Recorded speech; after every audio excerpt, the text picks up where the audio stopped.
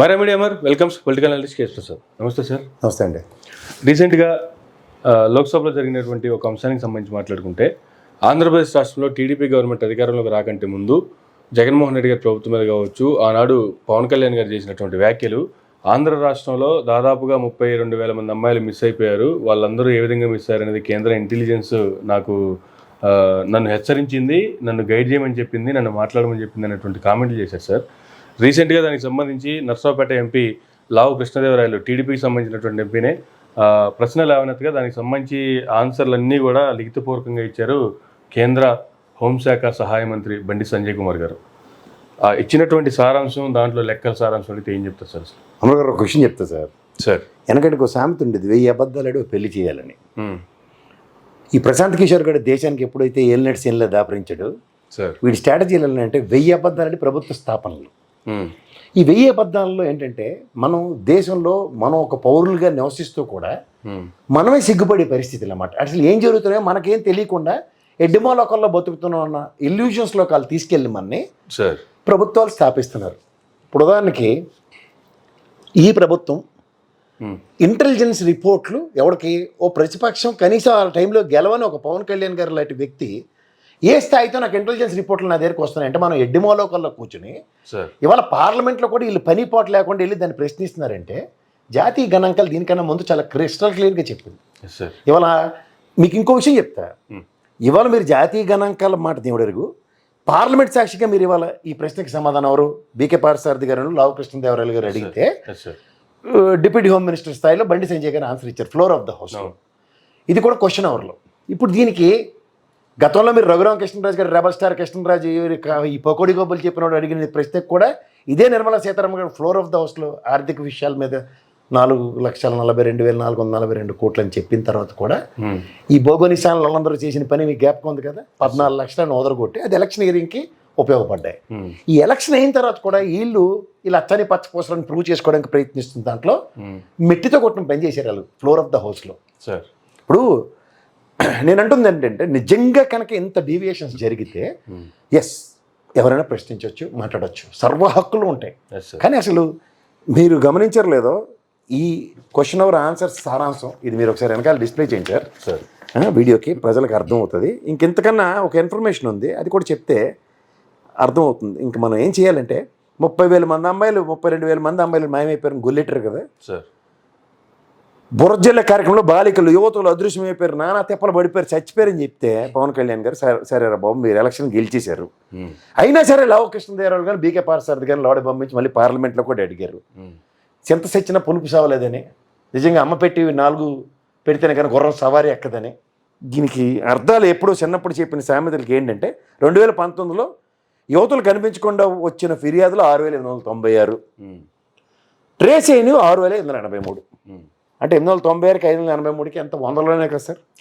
20లో కనిపించకుండా లేదా పోయిన ఫిర్యాదులు 7,576, ట్రేస్ చేసినవి 7,189. 21కి వద్దాం, 10,085 ఫిర్యాదులు వచ్చాయి, ట్రేస్ చేసినవి 9,616. 22లో 10,433, ట్రేస్ అయినవి 10,994. అంటే అంతకుముందు కూడా యాడ్ అయిపోయి ఈ లెక్కన 23 ఫిర్యాదులు చూస్తే 9,695, 9,640 ఎప్పుడు 23కి. ఇది కూడా వాళ్ళు దిశ యాప్ ధర్మం అని, స్పాంటానియస్ రియాక్షన్ ఆఫ్ పోలీస్ వ్యవస్థ. ఇప్పుడు మనం సే ఫర్ ఇన్స్టెంట్ నేను 100కి డైల్ చేస్తాను సార్, లేకపోతే 108కి డైల్ చేస్తాను అంబులెన్స్ సర్వీస్ కోసం.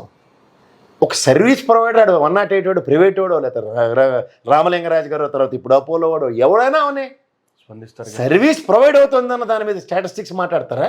అది తెరి 108కి ఫోన్ చేసి 100కి ఇచ్చిన ఫిర్యాదు ఏది, 108 ఏదైనా ఎవడన్నా కంపేర్ చేసి మాట్లాడుతున్నారంటే వాళ్ళని ఏమనాలంటే, ఇవాళ ప్రశాంత్ కిషోర్ గారి బాధితుల రూపంలో ప్రభుత్వాలు స్థాపించిన వాళ్ళు అనాలి. అది ఎవడైనా ఉన్నాయి. ఈ తింగర మేళంగాలకి సమాధానం అదే చెప్పాలి. ఎందుకంటే వారిని అబద్ధాలతో ప్రభుత్వాలు స్థాపించంటే, ఈ ప్రజాస్వామ్యంలో ఎన్నుకున్న ప్రజారంజక పాలన అందించిన ఒక ప్రభుత్వం, గతంలో చంద్రబాబు నాయుడు, ఈసారి జగన్మోహన్ రెడ్డి, ప్రజల బేరీ చేసుకోవడానికి అవకాశం లేకుండా యాడ్ని చాపరించారా మీరు మా ప్రాణం మీదకి సార్? ఎవరు మీరు అంతా నాకు అసలు అర్థం కదా. అసలు ఏం చేద్దామనరా మీ బాధ? ఒక దిక్కుమాలిన పని పాటులోని ఒక డేటాను ప్రజల్లోకి పర్కులేట్ చేసి ఆ డేటాను జస్టిఫై చేసుకుంటూ విలువైన పార్లమెంట్ అండ్ అసెంబ్లీ సమావేశాలని ఈ విధంగా దైద్యంగా నడిపించే కర్మక్రియ అంటే ఈ ప్రశాంత్ కిషోర్ గారి టీములు. వాడు ఎవడైనా సరే మనకి ప్రజాస్వామ్యం మీద విలువలు ఉన్నాడు ఎవడైనా సరే వాళ్ళ మీద తిరగబడంటారు ఫస్ట్. సార్ వాళ్ళ గుంజకట్టండి ఫస్ట్. ఎందుకంటే ఈ చెత్త ప్రజల్లోకి తీసుకెళ్తుంది కాన్సెప్ట్ వాళ్ళదే. వాస్తవాలు చర్చనీయాంశాలు కానివ్వట్లే. ఓకే, దానికి గాబరా పడిపోయాలి. ఏది పడితే అది కుర్తులో పడ్డేలాగా కొట్టుకొని ఒక నోటికి వచ్చిన మాట వెనకదానికి వచ్చిన అపానానికి సంబంధం లేకుండా ఎలా మాడతారో అలా మాట్లాడుతున్నారు సార్. వీళ్ళకి ఇలాంటి పచ్చి భాషల్లో చెప్తాను కానీ కొన్ని అర్థం అవ్వదు సార్. ఎందుకంటే ప్రజలు ఇంత మాలోకాలని డిసైడ్ చేసుకుంది ఎవరంటే రాజకీయ నాయకులను ఒకప్పుడు వినేవాళ్ళం. కానీ రాజకీయ నాయకులు కాదండి, రాజకీయ నాయకులకు ఒక కార్పొరేట్ మొహాలు వేసుకుని దాపరిస్తున్నారు రియల్ నట్ సీన్లాగా సార్. ఇందులో ఏం జగన్మోహన్ రెడ్డి కూడా అతీతుడు కదా, ఆయన కూడా ఆ దిక్కుమాల ట్రాన్స్లో నుంచి అలా ఎవరండి వాళ్ళు అయిపోయాక వాళ్ళు ఆయన పుట్టుముంచారు. వీళ్ళకి సక్సెస్ చూసినప్పుడు అర్రే అంటారు, సక్సెస్ కాకుండా నెక్స్ట్ ఎలక్షన్ ఉంది కదా అప్పుడు చెప్తారు వీళ్ళు కదా. అప్పుడు ఎవరిదో బాధ్యత అంటే వీళ్ళు మళ్ళీ రాజకీయ నాయకులు అల్లాడు ఇప్పుడు తెలుగుదేశం వాళ్ళు చెప్పారు చూడు జన్మభూమి కమిటీ, ఇప్పుడు వీళ్ళు ఏం చెప్తున్నారు వాలంటీర్ వ్యవస్థనండి. మీకు అర్థమవుతుందా సార్? నిజమైన ప్రజాస్వామ్యంలో ఒక నాయకుడు వాడు చేయవలసిన పని చేస్తే అవుట్కమ్ ఎలా ఉంటుంది మన దగ్గర? ఈ తపెలగాలను నమ్ముకుని ప్రశాంత్ కిషోర్ గారి బోగని కుక్కమూత పిందిగాలను నమ్ముకుంటే ఎలక్షన్ అయిపోయిన తర్వాత వీళ్ళకి బ్రహ్మాండమైన ఎక్స్క్యూజ్, వీళ్ళైతే వాలంటీర్ వ్యవస్థ, వీళ్ళైతే జన్మభూమి కమిటీలు. పోయిందెవరు? రాజకీయ ప్రస్థానంలో నాయకులు కనుమరుగవుతున్నారు, గమనించుకోండి. మళ్ళీ బ్యూరోక్రాట్స్ రాజ్యమే సార్. 5 ఏళ్ళు ఎలాగోలా సర్వే ఇవ్వాలి, అదే ప్రభుత్వం అయితే. ఆ బ్యూరోక్రాట్స్కి అయితే వాళ్ళ చేతిలో పవర్ లేదు కదా ప్రభుత్వాలు మార్చడానికి. అది ఎటు చేస్తున్నారు? హ్యాపీగా గొడుగు తీస్తున్నారు, ఈ ఎండకి ఇలా పెట్టుకుని తిరిగేసి కాలక్షేపం చేసుకుని 5 ఏళ్ళు అయిపోగానే ఎవరికి బయట ఈడు వచ్చాడు అనుకో వాళ్ళకి నెలలు బట్టి రీడింగ్స్ ఉంటాయి. వీళ్ళ ప్రవర్తన నియమాలు గమనించుకుంటే సరిపోద్ది. ఓకే, అంతకని ఇంకెళ్ళలేదు. అంచేత మీరు ఈ డేటాలు పార్లమెంట్లో బండి సంజయ్ గారు ప్రాణాలు తెగించా కిలికిరి భాష ఏ భాష మొత్తానికి మాట్లాడి చెప్పి ఏ సంధానం పరిచినా చచ్చినా ఒప్పుకుంది ఎవరంటే మీడియా వ్యవస్థలు. ఆ లెవెల్ నుంచి మళ్ళీ బోధలు కొట్టుకుంటూనే ఉంటారు. ఓకే, దిశ యాప్ లేదని అంత మళ్ళీ మాట్లాడుతుంది. ఎంతమంది వెళ్ళిపోయినా వీళ్ళు తూచి అన్ని అబద్ధాలు చెప్తున్నారు పార్లమెంట్లో. మళ్ళీ ఎన్డీఏ కోalition గవర్నమెంట్. పవన్ కళ్యాణ్ గారు మినిస్టర్ అయిన తర్వాత సార్ ఒక అమ్మాయి మిస్సింగ్ అయిందని చెప్పి ఆ బాధితులు పవన్ కళ్యాణ్ గారిని వెతుకుంటే ఆయన దగ్గరికి వెళ్ళారు. 9 రోజుల్లో ట్రేస్ చేసి ఆ అమ్మాయిని కుటుంబానికి చేర్చారని చెప్పి దాన్ని పెద్ద ఇదిగా మీకు ఓపుకుంటే ఏనండి సార్. నమస్తే. ఇంతమంది దాంట్లో చిన్న లాజిక్ ఉంది మీకు చెప్తా సార్. నిన్న ఫ్లోర్ ఆఫ్ ద హౌస్లో కూడా మాట్లాడుతూ కూడా బండి సంజయ్ గారు ఏం చెప్పారంటే ఇందులో ట్రేస్ కానివి లేదా ఏమైనా ఉన్నవి ఈ ప్రేమ ప్రవహారాలు వీటితో లేచిపోయి పెళ్లి చేసుకున్న వాళ్ళే తప్ప నెక్కచ్చిగా ఈ హ్యూమన్ ట్రాఫికింగ్ ఇలాంటికి సంబంధించిన విషయాలు ఎక్కడ పొరపచ్చలు జరగలేదని చెప్పారు. తర్వాత ఈ పవన్ కళ్యాణ్ గారికి ఇలా రాగానే ఇలా చాలు చేసింది కూడా ఏంటంటే ఆ అమ్మాయి ఎక్కడో పెళ్లి చేసుకుని వాళ్ళ చెల్లెలకో అక్కకో మెసేజ్ పంపిస్తే దాన్ని రూట్ చేసుకుని అక్కడికి వెళ్ళి పట్టుకురాగానే వీళ్ళు ఖాతాలో వేసేసుకుంటున్నారు. అంచేత ప్లీజ్ అది ఏమి జరగలే. ఒక పురంధేశ్వరమ్మ 10 లక్షల మరణాలు లెక్కర తాగి చచ్చిపోయారంది, ఈ 32,000 మంది పరారైపోయి ఎత్తుకెళ్ళిపోయారు ఆడపిల్లల్ని హ్యూమన్ ట్రాఫిక్ అని. ఇవి కేవలం పకోడీ కబుర్లు. ఎలక్షన్ అయిపోయింది, గెలిచేశారు, శబాస్ శబాస్ శబాస్ 3 తప్పలు కొట్టి 5 ఏళ్ళు కాలక్షేపం చేసుకోండి. ఈ ముసలోళ్ళు అరికదా కాలక్షేపంలాగా ఇవే చెప్పుకుంటూ కాలక్షేపం చేసుకోండి, ఏం నష్టం లేదు. ఇంతకుముందు మీరు అన్నట్లు హోమ్ మినిస్టర్ అనిత గారు కూడా దిశ యాప్ అసలు అది ఎక్కడుంది, ఎప్పుడో లేచిపోయింది, అసలు అది వాళ్ళ ప్రభుత్వం ఉన్నప్పుడే దాన్ని నీరుగార్చి పడేశారు అన్నటువంటి కామెంట్లు చేశారు. అందుకే సార్ సెషన్స్లో చదువుతున్నప్పుడు మనం చెవులు లెక్కపెట్టి వింటే వాటిల్లో ఏమేమి సమావేశాల్లో ఏమేమి మాట్లాడారు అన్న దగ్గర పోలీస్ వ్యవస్థ దేని మీద ఎక్కువ స్పందించింది అన్న దాని మీద ఒక కంపారిజన్స్ కనుక తీసుకోగలిగితే ఆ స్టాటిస్టిక్స్ సెన్స్ అయిపోతుంది. పోలీస్ వ్యవస్థనే ఉంటాయి. ఇప్పుడు 100కి డైల్ చేసినవి కాల్ రికార్డ్స్ ఉంటాయి. అలా దిశ యాప్ ఎంతమంది ప్రెస్ చేశారు, ఎంతమంది డౌన్లోడ్ చేసుకున్నారు, అవన్నీ స్టాటిస్టిక్స్ ఉంటాయి. నేను మీరు మబ్బి పెట్టక్కర్లే, వ్యవస్థని మనం మబ్బి పెట్టలేం. నేను వ్యవస్థ గురించి ఎప్పుడు ఎలా మాట్లాడుతున్నా అందరికీ తెలుసు. అంటే నేను ఖచ్చితంగా చెప్పేది ఏంటంటే పోలీస్ వ్యవస్థకి దిశ యాప్ ఉందా లేదా, దిశ చట్టం ఉందా లేదా నాకైతే అనవసరం. కానీ ఒక ఆల్టర్నేటివ్గా హెల్ప్ అవుతుందా లేదా అన్నది చాలా ఇంపార్టెంట్. ఇప్పుడు ఏటీఎం వ్యవస్థ బ్యాంకు వ్యవస్థకి సంబంధం లేదు, ప్రజలకు ఇంకా అర్థమయ్యేలాగా. ఆడెవడో లోడ్ చేస్తే డబ్బులు మనం బ్యాంకులో తిట్టుకుంటున్నాం, కానీ లోడ్ చేసేది ఎవరు? థర్డ్ పార్టీ వ్యవస్థ. అలాగే ఈ సర్వీస్ ప్రొవైడర్స్ అందరినీ ఎలా ఏర్పాటు చేసుకున్నారో అలా సర్వీస్ ప్రొవైడర్ యాప్ త్రూగా ఒక పోలీస్ వ్యవస్థకి అడాప్టబిలిటీ చేస్తే ఆ అడాప్షన్లో వచ్చే అవుట్కమ్ సక్సెస్ స్టోరీయే ఫెయిల్యూర్ స్టోరీయే చదువుకోండి. అందుకని దిశ చట్టం అయిపోయిందని నేను చెప్పలే, దిశ యాప్ డౌన్లోడ్ చేసుకున్న వాళ్ళకి ప్రతిఫలం ఏమైనా ఉందా లేదా అన్న దాని మీద చర్చ ఉందని స్టాటిస్టిక్స్ ప్రూవ్ చేసి ఇంకేం చెప్పాలా. గతంలో ఏది జరిగినా సరే జగన్మోహన్ రెడ్డి గారు చేయించారు, జగన్మోహన్ రెడ్డి గారికి చేత కాలేదు, జగన్మోహన్ రెడ్డి గారికి ఇదేందని చెప్పి రకరకాల కామెంట్లు చెప్పారు.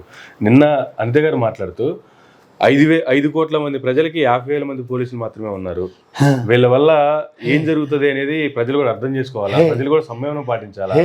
మనం ఎప్పటి నుంచి చెప్తున్నాం 2,70,000 మంది ప్రజలకు కూడా లింగ్ మనం కానిస్టేబుల్ ఉంటారా బాబు. అది కూడా సమాజంలో పనికిమాలిన పనులు చేసే వాళ్ళు 0.1 to 1% మధ్యలో ఉంటారు. ఆ పనికిమాలిన వేదనలు పట్టుకోవడానికి మాత్రమే పోలీస్ వ్యవస్థ తప్ప, నీకు సిగ్నల్ ఆగిన తర్వాత ఆగి నీ ఒళ్ళు దగ్గర పెట్టి నువ్వు వెళ్ళినా, రాత్రి డ్రంక్ అండ్ డ్రైవ్ ఉంటుందని తెలిసి మందు తాకుండా ఇంటికి వచ్చి కూర్చున్నా, నీకు పోలీస్ వ్యవస్థ నీకు సామాన్య మానవుడికి ఏం పని ఉండదు. మిగిలినవి ఈ దొంగతనాలు చేసేవాళ్ళు, ఈ డ్రగ్ పెడలర్స్, ఇలాంటి పనికిమాలిన వేదనల కోసమే పోలీస్ వ్యవస్థ. అంతేకాని నెక్కచ్చిగా నిటారుగా నిలబడి సమాజం హితంగా నడుచుకుంటున్న వాడికి ఎవ్వడికి పోలీసులతో సంబంధం లేదు. అంచేత అంత తక్కువ పర్సంటేజ్ పీపుల్ ఎందుకు ఉంటారంటే సమాజంలో శాంతి భద్రతలు బ్రహ్మాండంగా ఉన్నాయన్న భరోసా కోసం. అంతేకాని రోజు ఇప్పుడు 45 రోజుల ప్రభుత్వం రోజుకొని నరుక్కుంటూ తిట్టుకుంటూ పొడుచుకుంటూ ఆత్మహత్యలు చేసుకున్నారంటే అది శాంతి భద్రత సమస్య. దానికి మీరు రాజకీయ రంగులు వేసుకొని పులేసుకలు వేసుకుంటున్నారు. That's not our business. శాంతి భద్రతలు బ్రహ్మాండంగా ఉండాలి అంటే మీరు చెప్పిన 50,000 మంది కరెక్ట్గా ఉంటే సరిపోద్ది. వాళ్ళు కరెక్ట్గా ఉండాలంటే దానికి సమాజం కరెక్ట్గా చేసే బాధ్యత వాళ్ళ నెత్తి మీద ఉంటే బ్రహ్మాండంగా ఉంటుంది. మీరు ఓవర్ యాక్షన్ చేయకుండా ఉంటే మధ్యలో మినిస్టర్ గారి భార్య చెలరేగిపోయి పోలీసు వాళ్ళని అరే తొరియలతో చిటికలేసి చెప్పిన తర్వాత కూడా శాంతి భద్రతల సమన్వయం పాటించవలసింది వాళ్ళతోనే ఉంటుంది ఏదైనా సరే. ఫ్లోర్ ఆఫ్ ద హౌస్ కూడా ఇంత క్లారిటీగా లెక్కలతో సహా బయటపెట్టిన తర్వాత ఇదే వ్యవస్థ కదా అప్పుడు కూడా ఉంది, కానీ ఎన్ని వేల కేసులు సాల్వ్ అయినవి అనేది కూడా కనిపిస్తుంది కదా. నేను సంవత్సరం క్రితం చెప్పాను ఈ డేటా, మళ్ళీ అదే చెప్తాను కదా, అమ్మ పెట్టి 4 పెడతాను కానీ గుర్రం సవా ఎక్కదని మా అమ్మ ఎప్పుడు చిన్నప్పుడు సామెత చెప్తే ఇదేటో నాకు అర్థమయ్యేది కాదు. 2 పీకిది మా అమ్మ అప్పుడు అవునా అనేది సెట్ అయ్యేది. అలాగే వీళ్ళకి ఇంత గడ్డెట్టినా సరే వీళ్ళకి ఈ తెపేలశాలలో ఉన్నాయి, మనం ఏం చేయలేము సార్. నా చేతిలో అయితే ఏం లేదు, నేను చెప్పాల్సింది చెప్పా. ఆ తెల్లారి నుంచి లేస్తాడు వాడు దండిగా పౌడర్ కొట్టుకున్నా, ఏం కాదు అన్ని అబద్ధాలు చెప్పాడంట ఎవరు బండి సంగి, మనం ఏడు చేస్తాం. అంచేత నేను నిర్మలా సీతారామన్ గారి ఎక్స్పీరియన్స్ చూసా, ఇప్పుడు బండి సంజయ్ అయితే రేపు ఎల్లుండి చర్చనీయాంశాలు కాబోతుంది కూడా చూడబోతుంది. మనం వెళ్తూనే ఉన్నాం. అధికారంలోకి రావడానికి చెప్పిన రాష్ట్రం మీద వేసిన నిందలన్నీ అబద్ధాలను కూడా తేలిపోతున్నాయి. ప్రజలకి అధికారంలోకి వస్తే ఇవి చేస్తాము అని చెప్తున్నటువంటి సాక్షాత్తు చంద్రబాబు గారే భయం వేస్తుంది, సూపర్ 6 హామీలు అయితే ఇచ్చాము కానీ ఇవన్నీ నెరవేర్చాలంటే ఆర్థిక పరిస్థితి చూస్తుంటే భయం వేస్తుంది అనేటువంటి కామెంట్ చంద్రబాబు నాయుడు గారే చేయటం. 20 ఏళ్ల క్రితం రోసయ్య గారు చెప్పిన మాట విన్నాం అవడన్నా, ఇది ఇంతేరా బాబు కథ అని. మనం కథ కంచికి ఇంటికి వెళ్ళిపోయి మళ్ళీ ప్రశ్నకు వచ్చి మళ్ళీ సేమ్ సూపర్ అనుకుంటే ఏమవుతుంది. సూపర్ 6 ఏమవుతుంది, బంతి బౌండరీ దాటి వెళ్తుంది బయటికి. బంతి బయటికి వెళ్ళిపోయింది తెచ్చుకోవాలి, అప్పుడు మళ్ళీ కొడదాం ఈ 6 బాల్ అని చెప్తున్నారు. మీరు వెంటలే first practice elections, first ball కొట్టేసారు 6, వెంటనే బంతి ఎత్తుకుతుండ్రు. 3rd ఎంపైర్ వచ్చి చెప్పాలి బంతి దొరకలే కొత్త బంతి ఆడండి అని. అది లెక్క. దానికి సంవత్సరం టైం పడుద్ది కాలేజీ కూడా తీసుకోవడానికి. సిలిండర్ 3 నాదెండ్ల మనోహర్ గారు ఎత్తేసారు. అమ్మఒడి చిన్నపిల్లడు లోకేష్ గారు ఖచ్చితంగా చెప్పాడు స్టాటిస్టిక్స్, దాని ప్రకారం అన్ని సంఘాలతో కూర్చోపెట్టి బ్రహ్మాండంగా చేసి దానికి అనుగుణంగా ఇస్తారట. ఈ సంవత్సరం సభకు నమస్కారం. రైతులు ఖరీఫ్ సీజన్ అంతా ఎండిపోయింది, 20,000 అన్నారు. దానికి ప్రణాళిక బడ్జెట్ వేసుకోవాలి కదా, 13,500 7,500 పెంచాలంటే చిన్న విషయం కాదు. సో అట్లా అన్నిటికీ ప్రణాళికాబద్ధంగా వచ్చే ఏడాదో లేదా 6 నెలల ముందో 3 నెలల ముందో చేస్తారు. కాబట్టి ఎందుకు నిరుద్యోగ భృతి అని మీకు 5 ఏళ్ళు అందే 2014 నుంచి 19 దాకా ఎంత ధైర్యం ఉంది అలాంటి దిక్కుమాల ప్రశ్నలు అడగడానికి. వస్తుంది లాస్ట్ 2 months 3 months వస్తుంది. అప్పుడు ప్రజలకి బాగా తెలుసు ఏం చేయాలి. ఓకే, 5 ఏళ్ళు మనం ఏం చేయలేము, ఇలా దండం పెట్టి తూర్పు తిరిగి దండం పెట్టుకోవడం ప్రజలు అంతే. Thank you sir, thank you very much అండి. ఇదండి బండి సంజయ్ గారు ఫ్లోర్ ఆఫ్ ద హౌస్ ఇచ్చినటువంటి వివరణకి ప్రసాద్ గారు ఇచ్చినటువంటి విశ్లేషణ. ఇది నాటి ఇంటర్వ్యూ. మరొక ఇంటర్వ్యూ మళ్ళీ కలుద్దాం. చూస్తూనే ఉండండి మెరా మీడియా.